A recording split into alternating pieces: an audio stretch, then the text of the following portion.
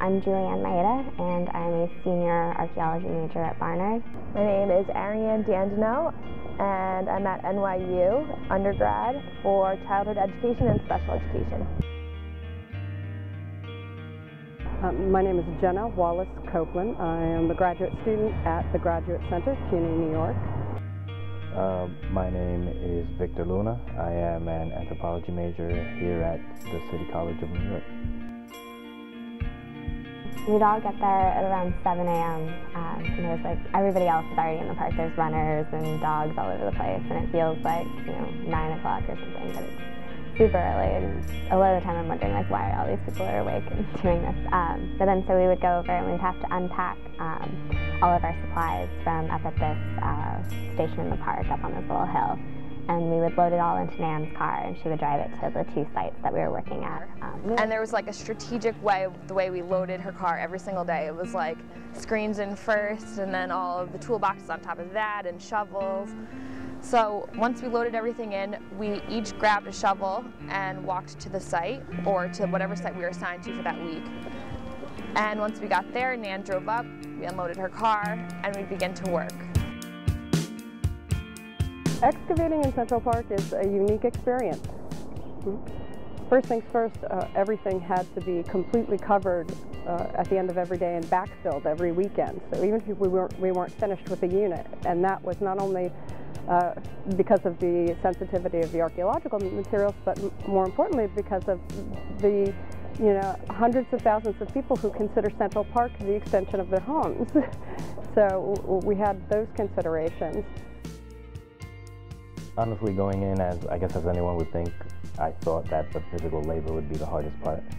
But then I found, when the group all got together, it was so strange.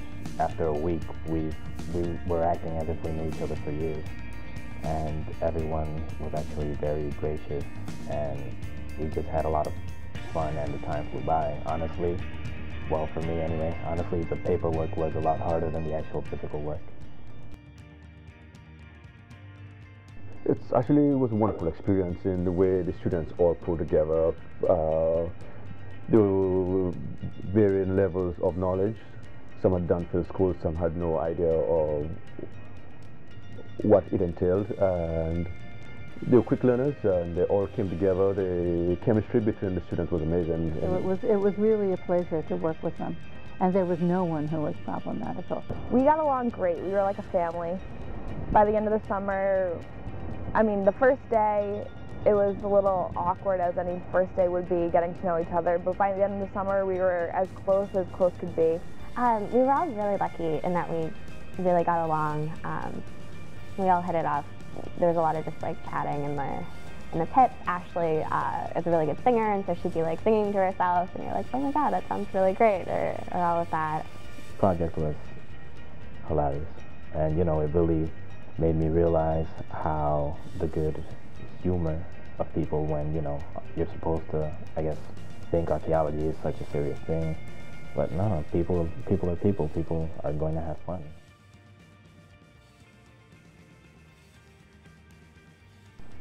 For me, the most intense experience was when we were excavating at All Angels, and we had all of this metal. Finding the shoes. And ceramics. The sole of a shoe. But there was also this big metal baking pan. That you could see somebody who might have been young might have worn that. With another metal kettle. Finding the foundation. Yeah, there's a lot of pressure not to destroy anything, but then really strong sense of accomplishment when you do finally get it out. For me, I think it was a personal one. I was able to bring my daughter to the site, and that's not something that I'm always able to do. So to be able to have her come out with me and spend a few hours and explain to her the work and have her be able to see it and meet some of the students, that was really gratifying, and that was in part because it was right here in New York City. Archaeology isn't something that happens in faraway romantic places. It's in her own backyard, and it was really nice to be able to share it with my daughter.